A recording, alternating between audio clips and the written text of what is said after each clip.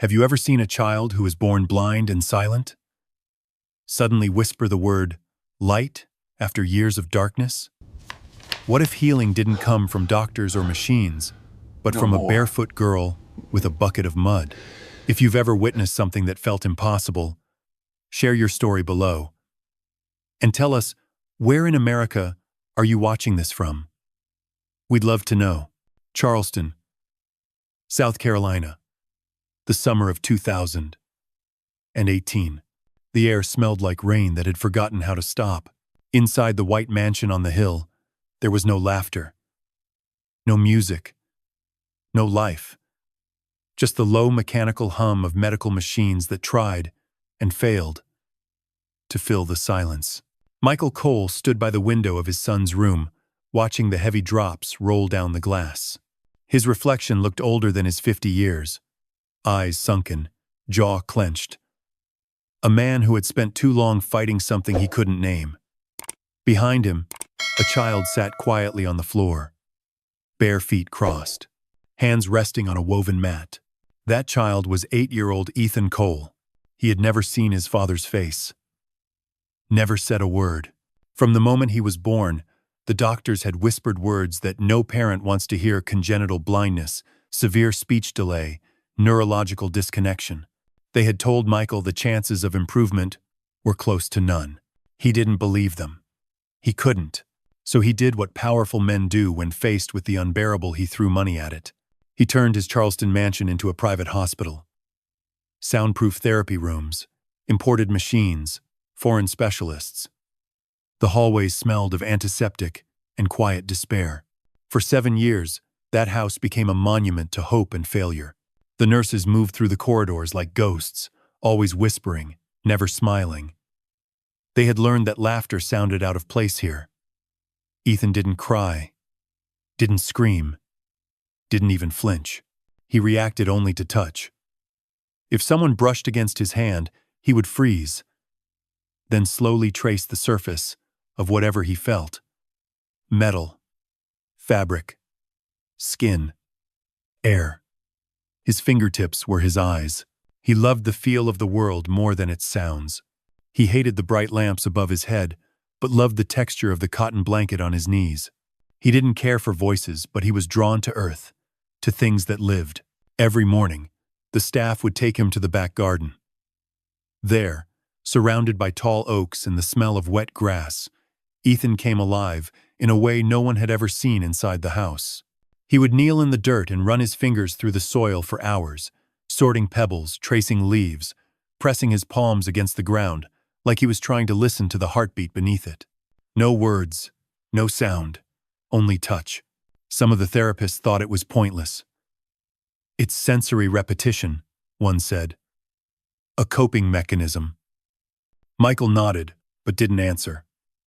He watched from the window every day, helpless, desperate to find meaning in his son's strange rituals.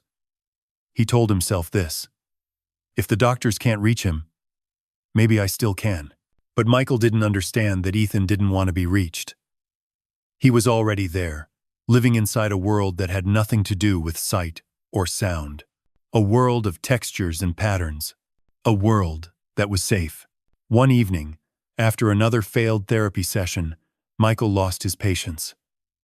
Enough of this, he said, his voice sharp as glass.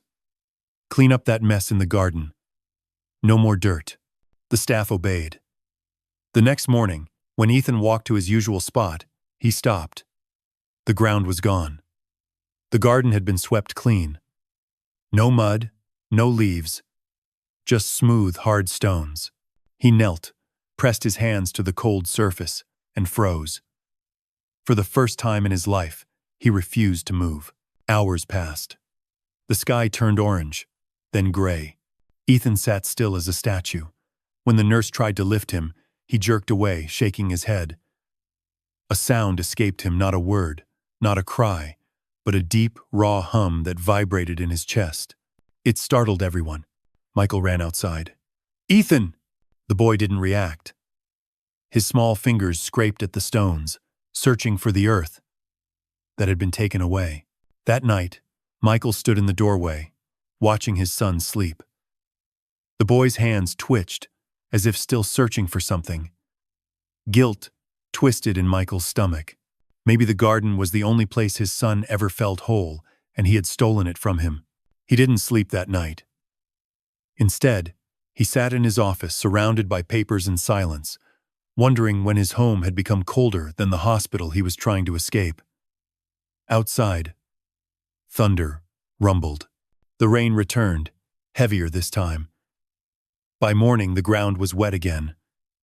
The garden was alive with puddles and the smell of earth.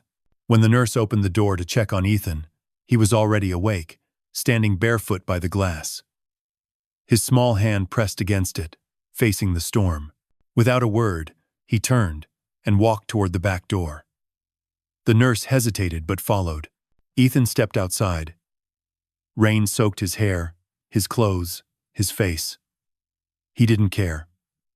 He knelt and placed his hands into the mud. For the first time since the cleanup, he smiled barely, but real. He dug his fingers deep, lifted the mud, let it slide between them, again and again, until his hands trembled from the cold.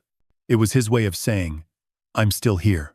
Michael watched from the porch, drenched but unable to move. Something in him cracked open. For 7 years he had searched for a cure, and yet here was his son, finding peace in the simplest thing on earth. Dirt, mud, life. He whispered to himself, "Maybe. He doesn't need fixing." From that day forward, the rule changed.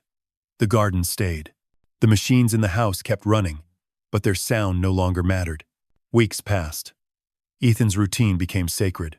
He would wake before sunrise, press his palms into the soil, and trace the veins of fallen leaves. His world was touch and temperature, rhythm and texture. The staff learned to give him space. No one spoke. No one interfered. The garden became the only part of the mansion where silence felt alive. Michael started spending his evenings by the window again. He watched his son's small hands moving through the mud, gentle and precise, like an artist painting without a brush. He didn't understand it, but for the first time, he didn't try to. He just watched, and for a few brief minutes each day, the mansion didn't feel haunted anymore. Still, there was something missing. Every night, when the garden lights dimmed, Ethan would sit by the door, waiting. For what? No one knew. His father thought it was habit. The staff thought it was coincidence. But sometimes, if you looked closely, you could see his hands moving in a pattern, slow circles in the air, like he was expecting another pair of hands to meet his. The summer storms continued. The garden stayed muddy, soft, alive.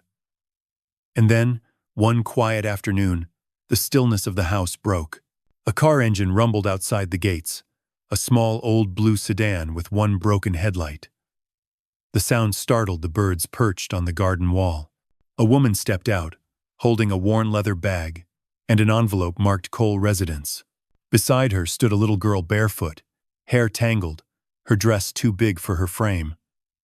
She clutched a cracked plastic bucket filled with a tiny green plant. Her name was Lily Parker. The security guard pointed them toward the service door. The woman hesitated. The girl didn't. She ran a few steps ahead, curiosity lighting up her eyes as she peeked at the vast garden stretching beyond the mansion. Inside, Michael sat at his desk, unaware that the most extraordinary part of his life was just about to begin. Because sometimes miracles don't arrive with sirens or science. Sometimes they knock quietly barefoot, holding a bucket. And as the rain began to fall again, Ethan lifted his head from the garden, sensing something unfamiliar in the air. He turned slightly, as if he could hear footsteps through the mud. Then, for the briefest moment, he smiled before everything went still. Who was coming through that gate? And why did his world suddenly feel different? Charleston smelled of wet soil and honeysuckle that morning. The storm had passed, but the air still carried its memory thick, heavy, and alive. At the far end of the Cole estate, a small blue sedan parked near the service entrance. Its engine coughed once before dying, as if exhausted from the long road that had brought it there. Sarah Parker stepped out first, straightening her thrift store jacket and brushing dust from her skirt. Her hands were rough from cleaning other people's homes. Her daughter's hand was smaller, soft but restless, always moving, always touching. "Stay close, Lily," she whispered. "And remember, no wandering." Lily didn't answer. She was staring at the garden. To her, it looked like a secret world. Huge trees, patches of moss, a puddle catching sunlight like glass. She held her cracked plastic bucket tight against her chest. Inside was a young magnolia sapling she'd found growing through a crack in the sidewalk 2 weeks earlier. A security guard led them through a narrow path toward the kitchen door. He said little, except to warn, "The owner doesn't like noise." That house was noise, Sarah thought, but not the kind you could hear. The kind that pressed against your chest, thick, with things never said. Inside, Mrs. Whitmore, the head housekeeper, handed Sarah a clipboard and instructions.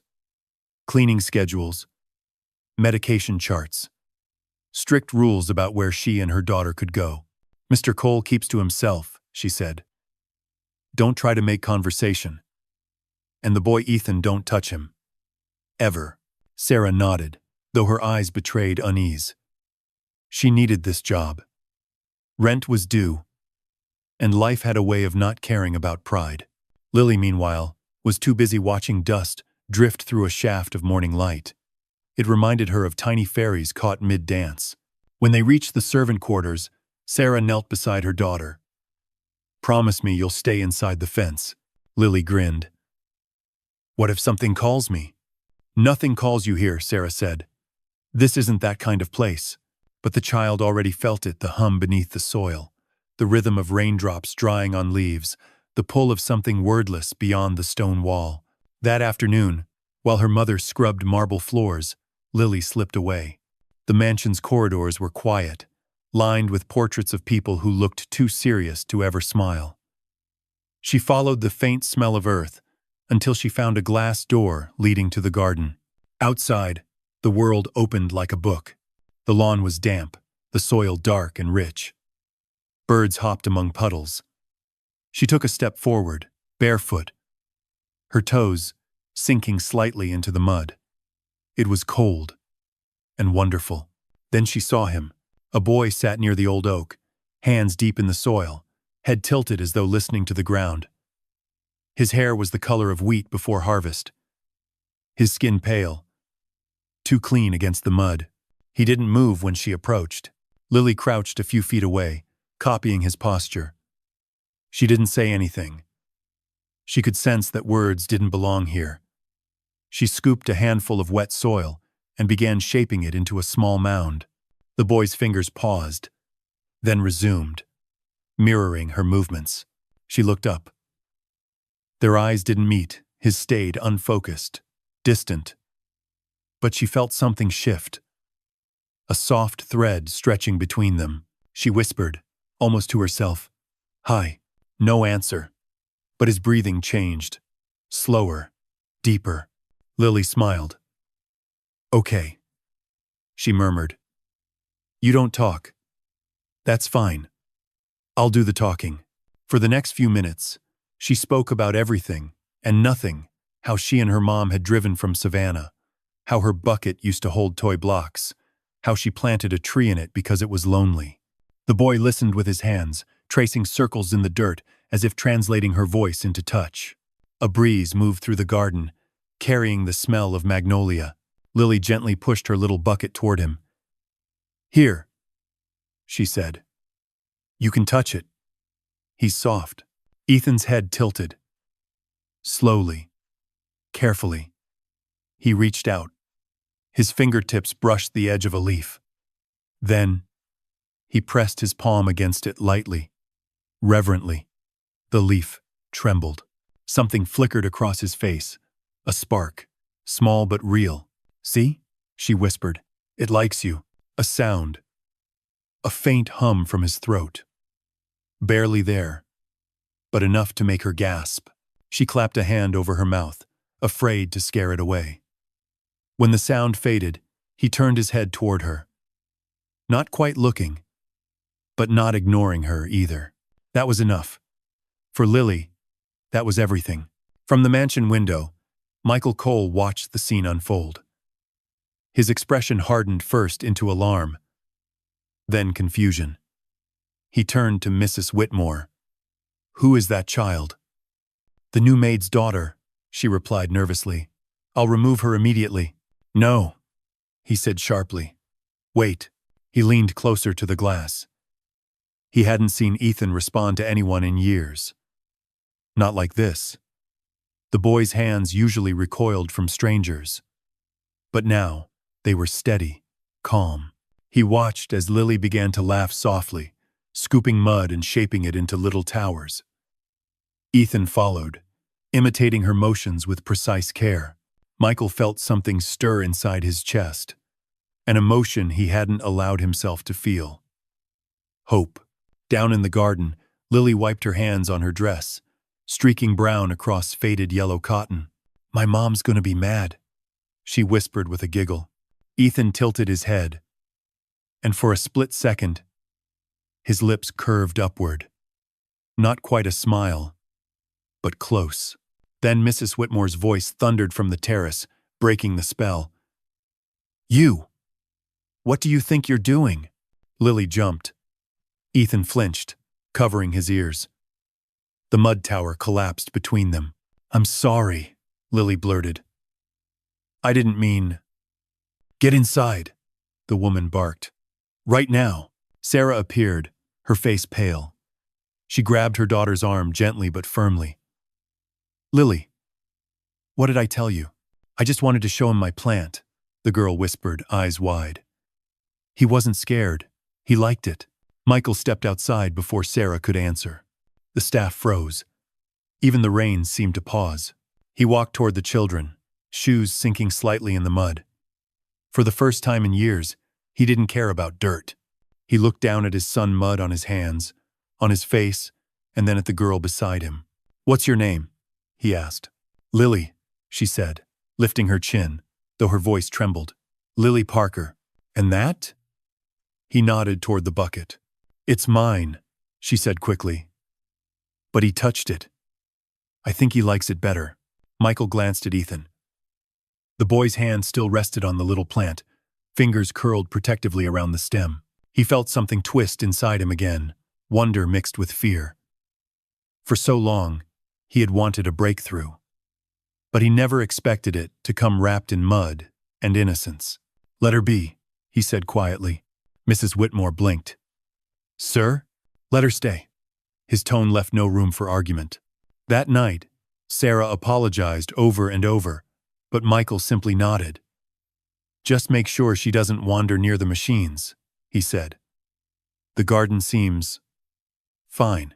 When the doors closed, he turned back to the window.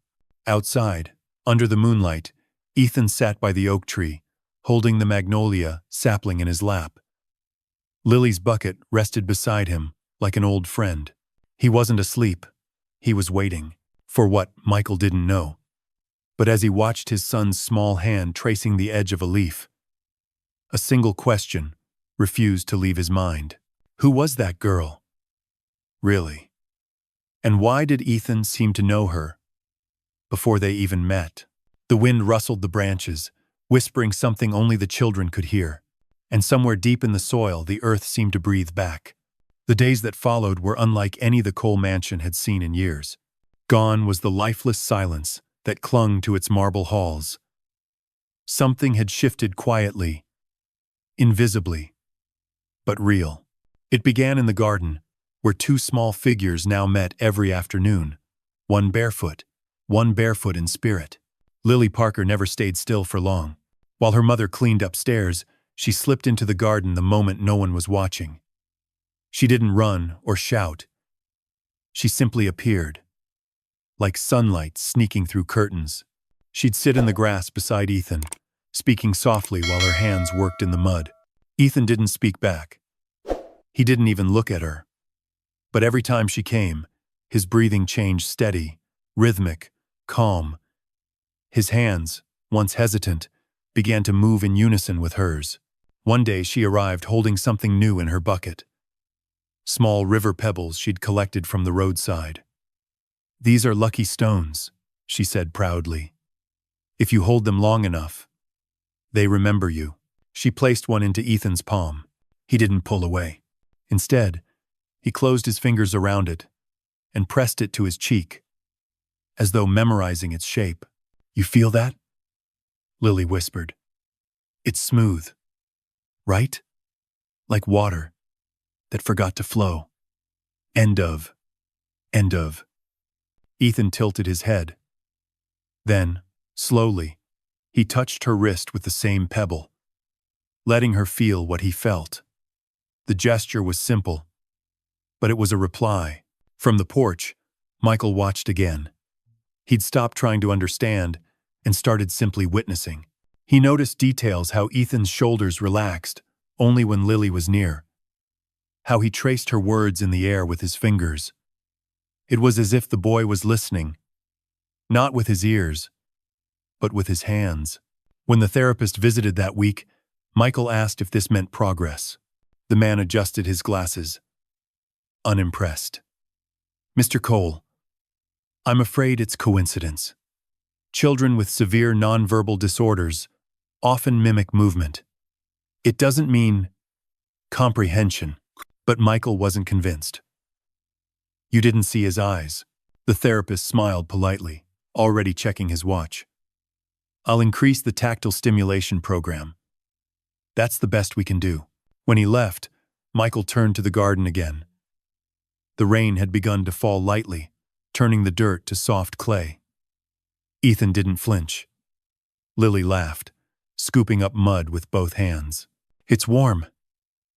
"Feel it, Ethan." He hesitated, then followed her lead. Mud dripped between their fingers, splashing across their clothes. And then something happened. As Lily reached out to smear a streak across her own arm, Ethan mirrored her, touching her forearm gently, tracing the same line of mud. She froze. His hand stayed there, trembling slightly, but steady. Lily looked up, eyes wide. "You copied me," she whispered. "You're playing." He didn't respond, but his lips parted just enough to let out a faint hum, soft, fragile, alive. It was the same sound she'd heard days before, only now it was stronger. "Do it again," she said gently. He did. Another hum, longer this time, deeper. A vibration that came from somewhere between breath and thought. Lily felt her heart race.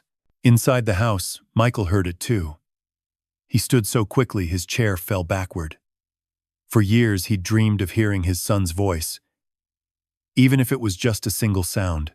Now that it was real, he didn't know what to do. He ran outside, just as Lily was laughing, covered in mud. Ethan was sitting still, blinking rapidly. His fingers brushed the air near her shoulder, uncertain, but purposeful. "Dad," Michael whispered under his breath. "Say it. Please. Just once." But Ethan didn't speak. He turned toward the sound of his father's voice, then reached forward not to him, but to Lily. His hand found hers easily, confidently. That night, after Lily and her mother had gone home, Michael couldn't sleep.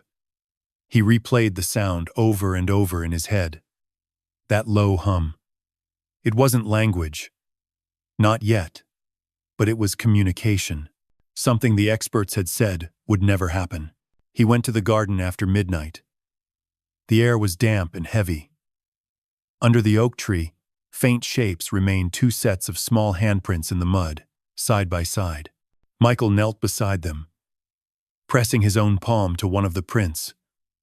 It fit perfectly over Ethan's. He stayed there until dawn, realizing that maybe healing didn't come from formulas or machines. Maybe it came from something much simpler: connection. The next morning, when Sarah arrived, Michael approached her quietly. "Let her come," he said. "The girl. Don't stop her." Whatever she's doing, it's working. Sarah hesitated. She's just a child. Yes, he replied softly. Exactly. Over the following weeks, the garden became their classroom. Lily brought twigs, leaves, buttons, bits of fabric, each with its own texture. She'd press one into Ethan's hand and describe it in her soft, southern drawl. That's smooth. That's rough. This one feels like sunshine if you could hold it. Ethan would listen, then echo her words in silence, through motion tracing the shape, repeating the rhythm of her tone in the way he breathed. One afternoon, Lily drew a heart in the dirt with a stick and said, "That's for you." Ethan touched the same spot, then slowly, shakily drew one of his own right beside hers. It wasn't perfect, but it was his first message. Lily clapped her hands and laughed, and for a fleeting second, Ethan laughed too. A real laugh, unsteady but beautiful. From the window, Michael pressed a hand to his chest. The sound, faint as it was, filled the house like music. As the sun dipped behind the oaks, Lily picked up her bucket and said, "Tomorrow, I'll bring something new. Promise." Ethan tilted his head, as if listening to the word tomorrow. He didn't know it yet, but tomorrow would change everything. Because the next time she came, she wouldn't just bring a bucket, she'd bring a miracle. The morning sun rose soft and gold over Charleston, painting the wet garden in a warm shimmer. Dew clung to the magnolia leaves like tiny pearls. The air smelled of soil and salt from the nearby coast. Lily Parker came running down the gravel path, her bucket bouncing against her leg, her curls wild and untamed. "Ethan!" she called softly, though she knew he wouldn't answer. "I brought something special today." She sat down beside him under the old oak tree. He was there, as always, barefoot, quiet, hands deep in the dirt. When she spoke, he turned slightly toward her voice, his face calm, his fingers tracing circles in the soil. "Close your eyes," she said, then giggled. "Oh, right. They already are." She dipped her hands into the bucket and scooped out a handful of soft, wet mud, darker than usual. It was warm from the morning Sunday. "It feels different today," she whispered, more to herself than to him. "It feels alive." Without thinking too much, she reached out and gently smeared a streak of the mud across his forearm. Ethan froze. For a moment, she worried. She'd scared him. But then he tilted his head up slightly. His breathing quickened, not frightened but alert. Encouraged, Lily laughed softly. "Okay. Now here," she said, brushing a little more mud across his cheek. Ethan shivered. Then his eyelids flickered once, twice. It was so quick, she almost missed it. She leaned closer, her voice barely a whisper. "Ethan?" His hand twitched, fingers gripping the earth tighter. A small sound escaped his throat. Low, raw, but real. Lily gasped, her heart pounding. She didn't move. She just watched. Slowly, Ethan lifted his head toward the light, breaking through the branches. His eyelids trembled again. Then, against every certainty the doctors had ever written down, they opened. Just a sliver. Just enough for light to find him. The sunlight hit his pupils, and for the first time in his life, his body reacted. He blinked rapidly, his lips parting in confusion and wonder. Lily's hands flew to her mouth. "You see it, don't you?" she whispered. "You see the light." He didn't answer. But a soft sound left his lips, something between a sigh and a word. His father, watching from the porch, felt his knees weaken. For a moment, he couldn't breathe. The boy he'd been told would never see or speak was changing right before his eyes. Lily pressed another handful of mud gently against Ethan's forehead. The earth and sunlight mixed across his skin, streaks of brown and gold. His face turned upward again, eyes open wider now, blinking against the brightness. Then it came the faintest whisper of a word. Light, barely audible, but unmistakable. Lily froze, tears springing instantly to her eyes. "Say it again," she breathed. He tried. The second time was clearer, trembling but certain. Light. The word hung in the air, fragile as a bird taking flight. Sarah heard the cry from the kitchen and ran outside. When she saw her daughter kneeling beside the boy, both covered in mud, and the boy's eyes open, she screamed not from fear, but from disbelief. The tray in her hands clattered to the ground. Within seconds, Michael appeared, stumbling across the grass.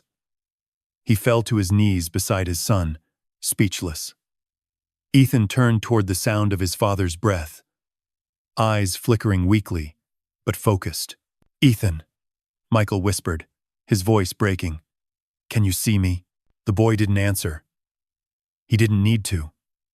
The look in his eyes blinking, searching, alive, was answer enough. Lily sat frozen beside him, her hands trembling.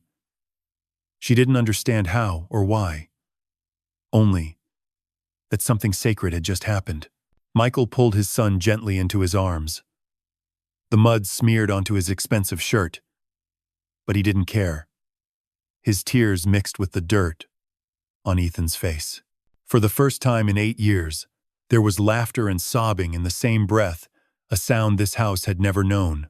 Lily stood quietly, clutching her bucket to her chest. Her mother called her name, but she couldn't move. Ethan's gaze drifted toward her. Not perfect, not steady, but real. He blinked once, twice, and then his lips moved again. This time, the word was softer. But it wasn't light. It was her name, Lily. The sound broke every silence that had ever existed in that house. The wind swept through the oaks. The magnolia petals trembled, and somewhere inside the mansion, a clock that hadn't worked in years began to tick again. Lily pressed a muddy hand to her mouth, eyes wide, heart pounding. She didn't know it yet, but this was only the beginning. Because miracles don't end when the light arrives. Sometimes, that's when the real story begins. The Cole mansion was no longer silent. For years it had been a tomb of whispers and footsteps muffled by fear. But now, something living pulsed through its walls. Hope. That afternoon, the staff moved carefully, their eyes wide, their voices trembling as they carried word of what had just happened in the garden. The boy who had never spoken, never seen, had said his first word. Light. Michael Cole stood at the edge of the yard, his shoes caked in mud, his mind racing faster than his heart could follow. He could still hear the echo of that voice, quiet, broken, but real. He wanted to believe it. He needed to believe it. The doctors arrived by sunset. Their white coats gleamed against the fading orange sky. They ran tests, flashed lights, whispered instructions Ethan couldn't possibly understand. He sat quietly through all of it, his head tilted, his hands twitching for the feel of the ground beneath him. When the questioning became too much, he turned toward Lily, who stood by the porch, clutching her old bucket like a shield. "It's okay," she whispered. "You don't have to do anything. Just be you." He blinked twice, as if he understood. One of the doctors turned to Michael. "Mr. Cole, this is unusual. Are you certain what you heard was a word?" Michael stared at him. "You think I imagined it?" The man hesitated. After years of silence, the mind can interpret sounds with emotion. Perhaps. "Don't you dare!" Michael cut in, his voice low but shaking. "I know my son's voice. I heard him." Sarah, who had been standing near the back steps, stepped forward. "I heard it too," she said softly. "And so did my daughter." The doctor sighed, jotting notes. "We'll run a series of cognitive tests in the morning." Michael's jaw tightened. No more tests tonight. He's been through enough. When they finally left, the garden fell quiet again. The moon hung low, silvering the puddles. Lily sat beside Ethan, her small hands dirty, her face glowing in the soft light. "You did it," she said quietly. "You said it." Ethan's fingers brushed the ground, tracing invisible lines in the mud. He seemed at peace again. Michael stood behind them, hands in his pockets, watching his son and that girl who had somehow done what the world's best doctors couldn't. He turned to Sarah. "I don't understand it," he said. "I've spent millions, built rooms, bought machines, and it took a child with a bucket of mud." Sarah's eyes softened. "Maybe it wasn't the mud," she said. "Maybe it was kindness." He looked back at the garden. "Maybe," he murmured. "But I need to know how." The next morning, the mansion buzzed like a hive. Reporters had heard whispers, though Michael had ordered silence. Still, secrets like this never stayed buried long. Lily arrived early, her hair still damp from her mother's hurried washing. She ran barefoot across the dew-soaked grass, her bucket swinging from her arm. Ethan was already waiting, sitting beneath the oak. When she sat beside him, he turned toward her without hesitation. His hands reached out, not searching, but knowing. He brushed the back of her hand with his fingers, then smiled. Lily laughed softly. "You remember me?" "No." He didn't answer, but his hand moved again, pressing against her palm, then the dirt, then his chest. A rhythm. A code. "Wait," she said, copying his movements. "You're saying me?" He smiled wider, the corners of his lips trembling. "Me?" he whispered. It wasn't perfect, but it was enough to make her gasp. Michael, watching from the veranda, covered his mouth. He'd been afraid the first time was a miracle, a fluke. But this was proof. "Good Lord," he whispered. When Sarah joined him, she whispered, "She's teaching him." "No," Michael said, his eyes still locked on them. "He's teaching her how to listen." That afternoon, Lily and her mother helped clean out a storage room in the basement, a room no one had touched in years. Dust filled the air, and old papers littered the floor. As Sarah opened an old cabinet, a file folder slid out and hit the ground. She frowned, picked it up, and froze when she saw the label. Patient, Ethan Cole. Date, 2012, 2018. Confidential. Her brow furrowed. She opened it slowly. The pages inside were filled with test results, charts, and reports signed by specialists from Boston, New York, even Zurich. She flipped through quickly, eyes narrowing. Each report ended the same way. No cognitive potential. Continue sedation protocol. Sedation. She skimmed the medication logs. The list was endless powerful drugs, meant to keep him calm, quiet, still, some prescribed for months at a time. Her breath caught. "Mom?"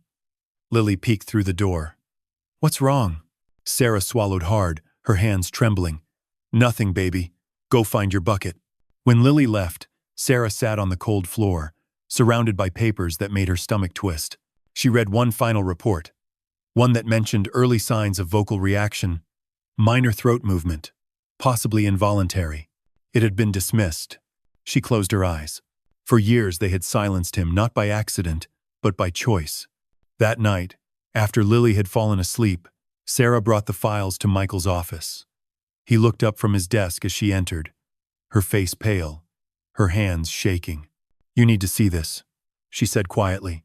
He frowned, taking the folder. As he read, the color drained from his face. These are the old therapy reports." "Yes," she whispered. "Look at the dosages, the sedatives, the frequency. They never gave him a chance." Ugh. Michael's throat tightened. He remembered every signature, his own among them. He had approved every treatment, every injection, every therapy session, believing it was for Ethan's good. He dropped the papers onto the desk, his voice cracking. "I did this to him." "No," Sarah said quickly. "You trusted the wrong people. They were afraid to fail, so they buried him under chemicals."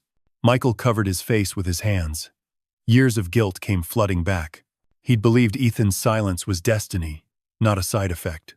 When he finally looked up, his eyes were red but fierce. "No more," he said. "This ends now." The next morning, he called the entire staff into the main hall. "I'm opening these records," he said. "Every one of them. What was done here won't stay hidden." Mrs. Whitmore gasped. "Sir, your reputation—" "My reputation means nothing if my son spent his childhood in a chemical coma," he said. "People need to know. Not just about him, about all the children written off, because it was easier than believing." Word spread quickly. Within days, journalists arrived at the gates, demanding answers. Medical boards began inquiries. And through it all, the boy at the center of it, the one who had once lived in darkness, played quietly in the garden with the girl who had brought him light. Lily didn't understand the chaos around her.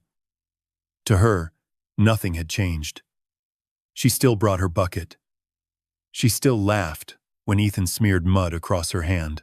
She still whispered stories he couldn't see, but somehow felt. And Ethan, he was changing faster than anyone could explain. He said light again. Then Lily. Then Sunday. Each word came slower than the last, but with the weight of years behind it.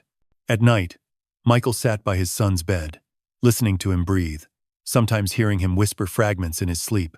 One night, just before drifting off, Ethan said something new. A soft, broken sentence, but clear enough for his father to understand. "Light stays." Michael froze. He didn't cry this time. He just smiled, a deep, quiet smile that felt like forgiveness. Down the hall, Lily dreamed of mud and sunlight and laughter.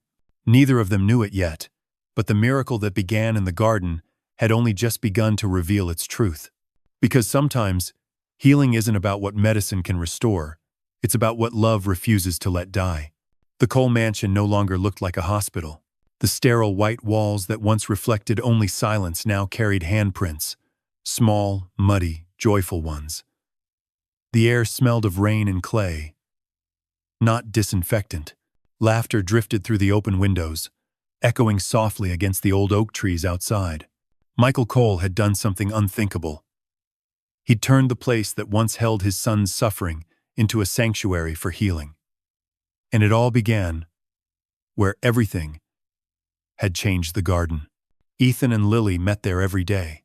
She brought her cracked plastic bucket, still holding that same magnolia sapling, now taller, fuller, greener. She always carried something: new stones, fabric scraps, pine cones, each one a lesson. "This one's rough," she'd say, pressing a bark piece into his palm. "And this one feels like sunshine when you hold it long enough." Ethan listened with his hands, learning textures the way most children learn words. His vocabulary was growing not just in speech, but in awareness. Every sound, every vibration, every touch was a sentence. Michael watched quietly from the porch. He no longer hovered with worry or barked orders to the staff.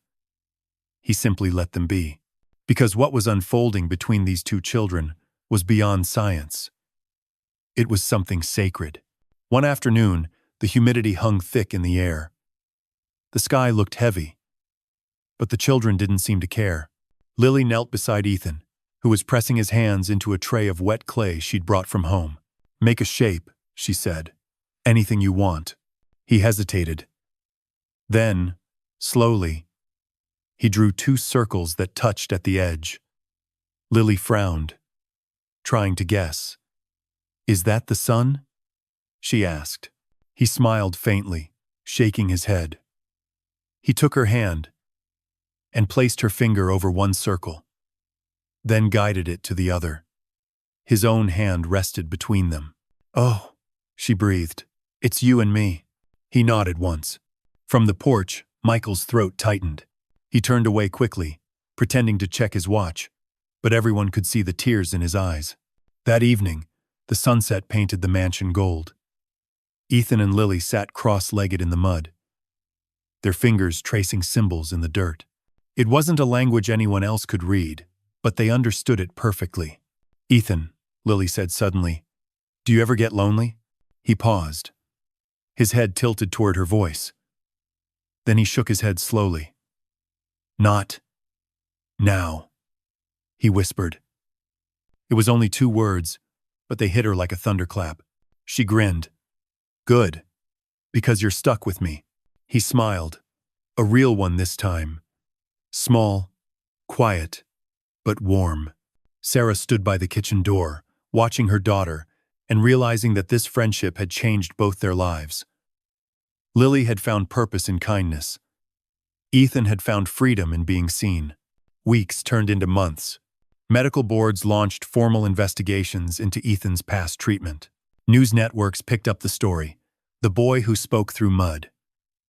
The world wanted interviews, details, proof. Michael declined every invitation. "This is not a miracle to sell," he told reporters. "This is a lesson we needed to learn." Still, people began to visit therapists, teachers, even parents of children who had been labeled unreachable. They watched the boy and the barefoot girl play together, communicating through touch and motion. Some cried. Some prayed. Some just stood in silence.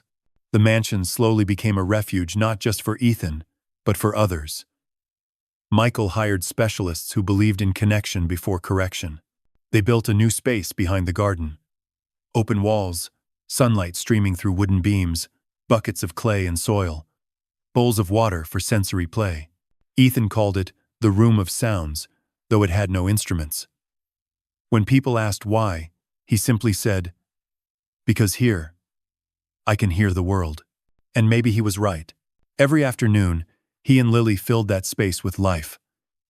They slapped mud on the floor, shaped patterns, invented games. They named textures instead of objects. Smooth, sharp, warm, cool. To them, this wasn't play, it was conversation. One day, Lily traced the word home in the dirt. "This place used to be sad," she said. "Now it's happy." Ethan thought for a moment, then traced another word right beside it. "Stay." Lily tilted her head. "Stay home?" He smiled. "Stay. Light." The phrase didn't quite make sense, but it felt right. She nodded, repeating softly, "Stay light." That night, Michael walked into the mud studio. The air was still warm from the day's laughter.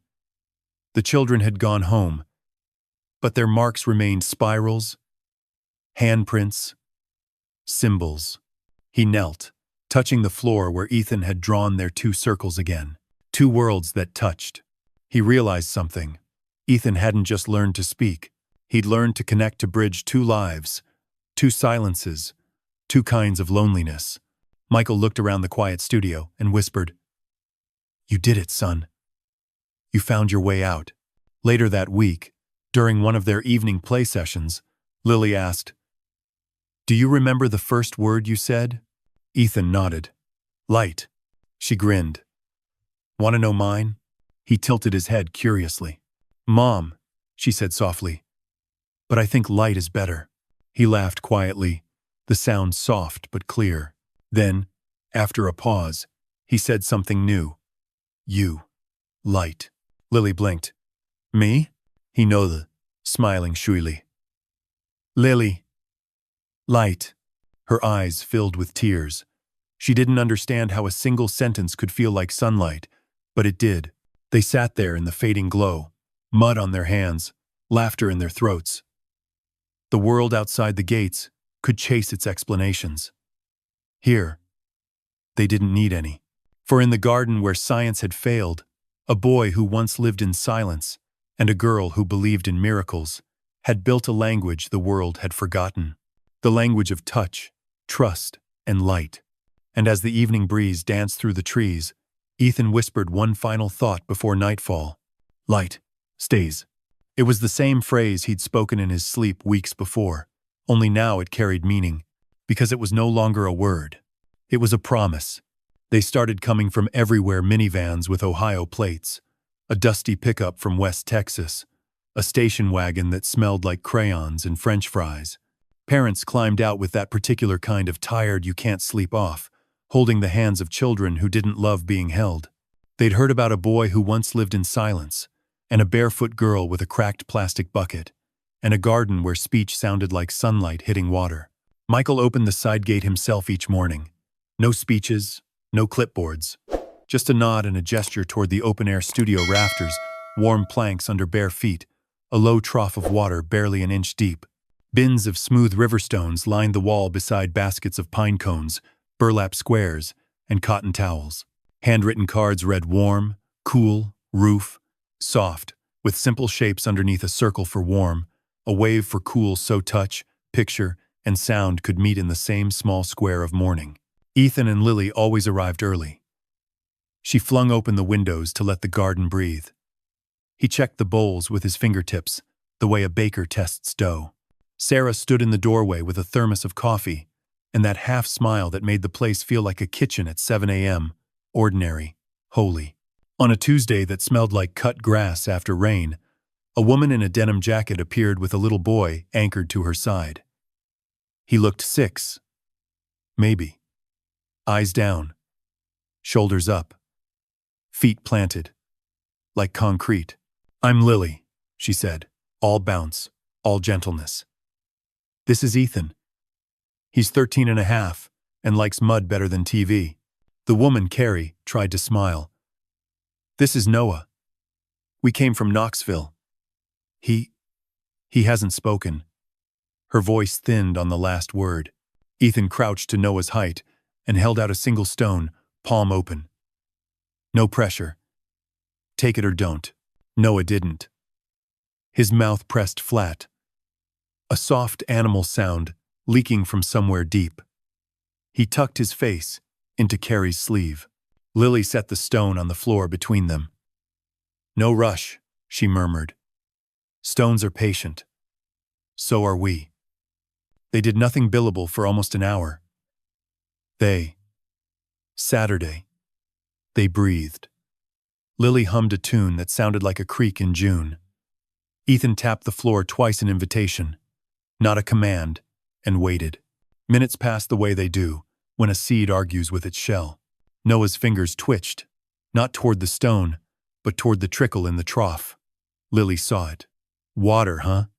She dipped 2 fingers, flicked one cool drop on the back of her hand. "Cool," she said, drawing a wavy line in the air. Ethan copied the motion and pressed his damp palm to the plank, leaving a dark print. He pointed to it. "You. Me. Here." Noah edged forward the width of a thumb, then another. He touched the stream like it might bite. It didn't. On the 4th try, he pressed his hand down, leaving his own mark beside Ethan's small and smaller. Carrie's knuckles flew to her mouth. "Warm," Lily said, guiding his wrist to a sunlit bowl of clay. Back to the trough. "Cool. Warm. Cool. Offer. Don't push." A humming sound rose in Noah's throat. That could have been doubt, or the first corner of a word. Ethan didn't cheer. He nodded, as if to say, "I hear you." He shaped the clay into a curve and traced a circle slow, sure. He tapped the circle, his chest. Then Noah, us. Noah stared, copied the circle, and looked up. Barely air, but it belonged to him. Carrie folded into a chair and wept into her denim jacket. The sound rolled through the rafters like a prayer set free. Lily slid her palm along the floor until it rested against Noah's. He didn't pull away. They stayed there a long time. No clock, no countdown. Just proof that sacred things sometimes happen in water an inch deep. News of Noah's almost word carried like summer thunder. More families arrived. Michael kept cameras out. "We don't sell first words," he told a producer, who wouldn't stop calling. At night, after the last taillights disappeared down the 2-lane, Ethan and Lily reviewed the day in their private language. 2 circles touching for us. A wave for cool. A dot for new. Ethan would draw a dot and grin. "Today was a new," Lily said, sealing it with a tap. They began building what she called the mud alphabet shapes that weren't letters but meant things. A spiral for again. A triangle for brave. A long rectangle for wait, 2 parallel lines for together. She wrote them on index cards and tucked them into a shoebox. "One day, we'll teach the whole world," she'd say. "World," Ethan repeated, tasting the roundness. "World." Michael listened from the doorway, hand over heart, marveling at how a house could learn to breathe again. Late September brought a letter with a seal that made Sarah arch a brow. A national pediatric conference in Washington, D.C., invited Michael, or Ethan, if he is willing to speak about the center. Michael read it twice and found Ethan by the trough lining stones. Small to smallest, big to bigger, then a playful ruin of order, because sometimes order is the first cage you learn to build. He said gently, using the nickname he saved for soft moments. "Do you want to go to D.C.? To talk. About this place. About you." "Talk," Ethan echoed, weighing it. "You don't have to," Michael added. "We can always say no." Ethan tapped 2 parallel lines in a scrap of clay together, then turned toward the doorway where Lily had appeared, already smiling. "You'll be with me, every step," she said. Preparation wasn't about polishing a speech. Bright lights still pushed too hard. Loud rooms could rattle bone. They practiced with lamps at half bright, the shade half open. They walked the studio straight lines, gentle curves, stops at each circle chalked on the floor. Breathe in 4 counts, out in 6. Lily called it finding your tide. Sentences fractured and reformed. Ethan would press his palm to the plank to steady himself. Lily never corrected. She translated silence back into courage. "What do you want to say?" she asked one evening, when the sky was the color inside a peach. Ethan listened to cicadas. "I want to say, I was not broken. I was waiting." "Say that," she whispered. They lettered it in marker on cardboard, and again in the mud alphabet spiral. 2 circles, triangle, lines, art, and instructions in one breath. The day before they left, Noah and Carrie returned. Noah walked in without bracing, went straight to the trough, tapped twice, and looked at Ethan. "Again?" he asked. Soft, but certain. Carrie laughed through tears. "He practices in the bath, in the car. He says again, and more, and ma. Mostly, ma." Ethan pressed Noah's palm into clay and grinned. "Again," he said, wide as summer. That night, the 3 of them, Ethan, Lily, Michael, ate pizza on the studio floor, counting victories in greasy napkins and small perfect sentences. Sarah passed sweet tea and said, "Tomorrow's a big day." Ethan pressed the parallel lines into a fresh square. Together, the ballroom in D.C. felt like a hangar dressed as a church. Carpet drank sound, ceiling 3 stories up. Stage lights warm on skin, even at half power. Air conditioning cool on ankles. Rows of strangers waited with faces Ethan couldn't fully read. He set his cardboard sentence on the podium, his clay tile beneath it, like a talisman. He pressed his palm to the plank. Find the ground. Lily squeezed his hand once, then stepped back the half foot that says, "I'm here without being in the way." Michael stood off stage, one hand on the curtain, the other over his heart like a boy at the pledge. Ethan breathed 4 in, 6 out. He leaned toward the mic. "Hi," he said, steady as tide coming in. "My name is Ethan Cole. I used to be quiet." He glanced at the tile spiral, circles, triangle, lines, and smiled like a boy who'd found the map in his own pocket. "I was not broken," he said. "I was waiting." A murmur moved through the room like wind in wheat. "And then," he began. The mic popped, bright and sharp. He froze. A child laughed. A door clicked. Air shifted. Lily stepped 1 pace forward, not touching him, letting him hear her breath. And then, he tried again. He opened his mouth. Again! Noah called from somewhere mid-room, voice small and brave. Ethan laughed, shoulders dropping. He leaned in. And then, a girl, with a bucket, found me. The crowd tipped forward, breathing with him.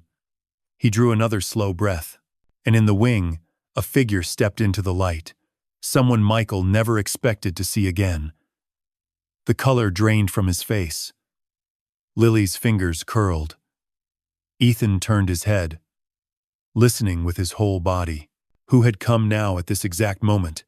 And why did the air feel suddenly, sharply electric?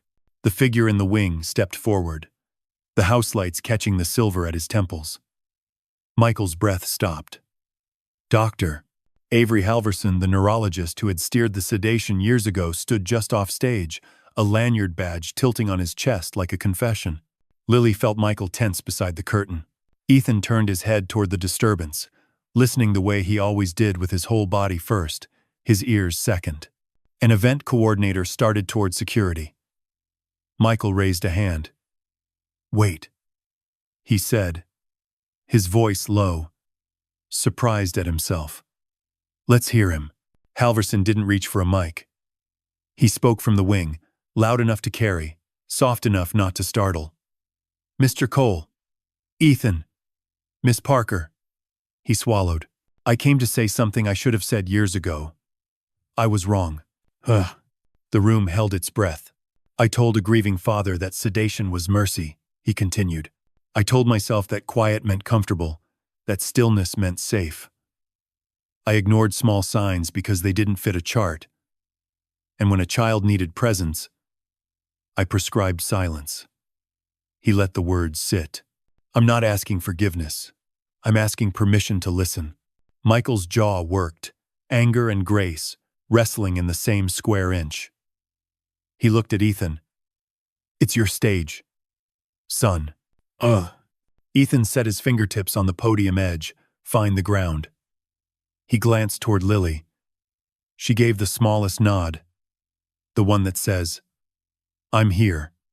He breathed in 4, out 6.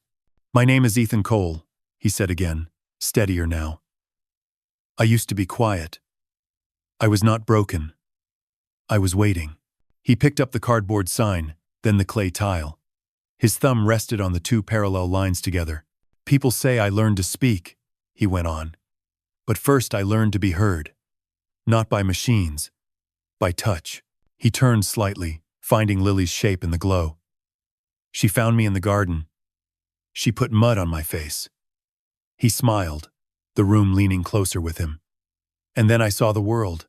A soft laugh rolled through the audience, like wind through wheat. "Light isn't only something you see," Ethan said. "It's someone who stays." He paused, searching for the next rock in the stream. "When you see a kid who is quiet, don't turn up the volume.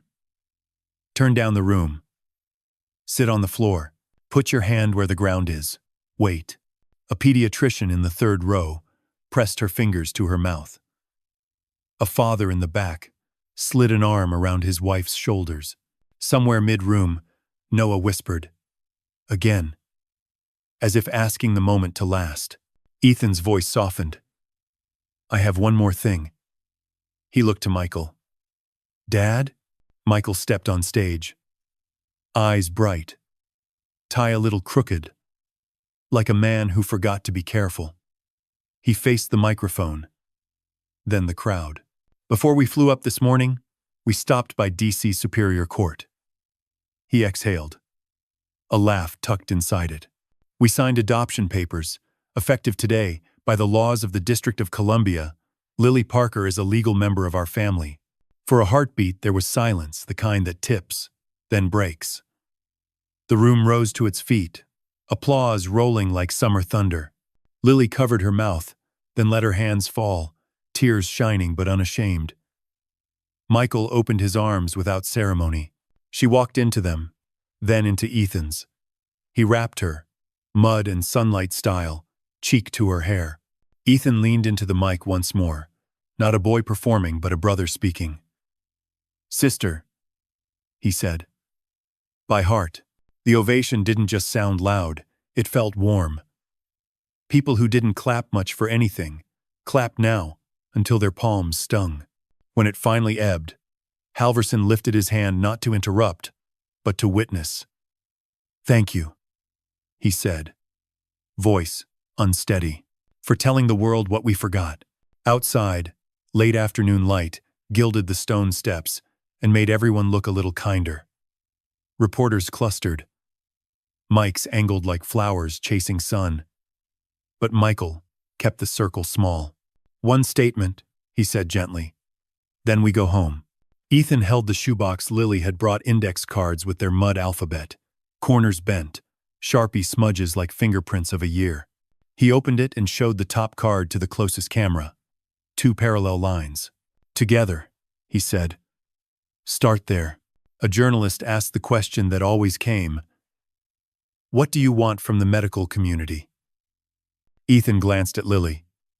She nodded, her go-ahead smile. He turned back. "Less fear," he said simply. "More floor." He tapped the stone step with his palm. "Find the ground. Listen to small things." They walked from the conference center toward the mall because the air felt good and the sky had more blue in it than anyone expected. They passed joggers, pacing their miles, families pointing at monuments, a kid selling bottled water from a cooler that had seen better summers. At the edge of the reflecting pool, a breeze lifted the surface into a million small scales of light. Ethan stood still and tilted his face to the warmth. "Light stays," he said. "It does if we do," Lily answered, bumping his shoulder with her own. Michael slipped an arm around both their backs, the move of a man who had learned that strength looks a lot like gentleness from the right angle. They didn't linger. Big days didn't need long goodbyes. Back at the hotel, Sarah opened the door with a rustle of grocery bags. "I brought chocolate milk and apple slices," she announced, "and napkins. Because we can grow up without getting precious." Ethan laughed. Lily rolled her eyes and grabbed 2 cartons. "To family," Michael said, not raising a glass so much as offering the room a promise. That night, while the city hummed its big, tired song, Lily set the cracked bucket on the windowsill. The Magnolia sapling had outgrown it months ago, but the bucket stayed badge and relic, both. "We should plant something tomorrow," she said. "Charleston soil misses us." "What should we plant?" Michael asked. Ethan turned the shoebox of cards over in his hands. He pulled one out at random, then the next. A spiral. 2 circles touching. Parallel lines. "Again," he said. "Us. Together." "Sounds like Magnolia," Sarah said. "Strong and stubborn. Blooms when it wants to." They laughed, the easy kind that happens when the past loosens its grip. On the flight home, the cabin lights dimmed to a soft dusk. Lily slept with her forehead on Ethan's shoulder, mouth slack in the way of kids who trust the person next to them not to move. Michael watched clouds slide by like slow rivers. Sarah made a grocery list on a napkin, because tomorrow still needed lunch. Ethan pressed his palm to the armrest habit. Anchor, prayer. He pictured the garden waiting, the oak's shade, the warm planks, the thin ribbon of water. He pictured Noah's print next to his. 2 imperfect ovals drying side by side. He pictured 100 little hands he hadn't met yet, and the way the floor would hold them all without asking questions. He closed his eyes and said the sentence he'd carried from the first day's sunlight hit wet earth on his skin. "I was not broken," he whispered. "I was waiting." The plane tilted slightly, finding its line through the dark. Somewhere below, Charleston glowed a scatter of porch lights, kitchen windows, street lamps keeping watch. Home. And tomorrow, back in the garden, the first child through the gate would tap the plank twice. "Again?" a small voice would ask. Ethan would smile like someone who remembers the map. "Again," he'd say. Together, light, stubborn and ordinary, would do what it always does in places where people stay. It would stay. This story reminds us that the most life-changing medicine isn't found in a machine room, It's found on the floor, at eye level, in the quiet courage of staying. Ethan and Lily teach a stubborn American truth. People aren't problems to fix. They're lives to join. In a culture that rewards speed, metrics, and spotless outcomes, their garden says healing often begins in the slow work of touch, patience, and presence. Turn down the room, not up the volume. Becomes more than a line, it's a way to treat our marriages, our kids, our aging parents, our coworkers who don't have the words yet. The story also calls us to moral accountability. It shows how systems can mistake silence for comfort and paperwork for care, then invites us to do better. Less fear, more floor, fewer labels, more listening. It honors chosen family, the idea that love can adopt us across bloodlines, and restores the dignity of those written off by checklists. Most of all, it gives us a durable hope. The human voice can return after years of quiet, not because someone fixed it, but because someone refused to walk away. The cracked bucket, the muddy hands, the parallel lines pressed into clay. These are everyday sacraments, small acts that reteach us how to belong. You don't need a grant or a title to change a life. You need a steady chair, a warm hand, and time. When the lights are harsh and the room is loud, sit beside the person who is struggling, touch the ground, and wait. Light isn't only something we see, it's someone who stays. And when we choose to stay, ordinary rooms become gardens, and ordinary days become the kind of mercy we carry home like bread.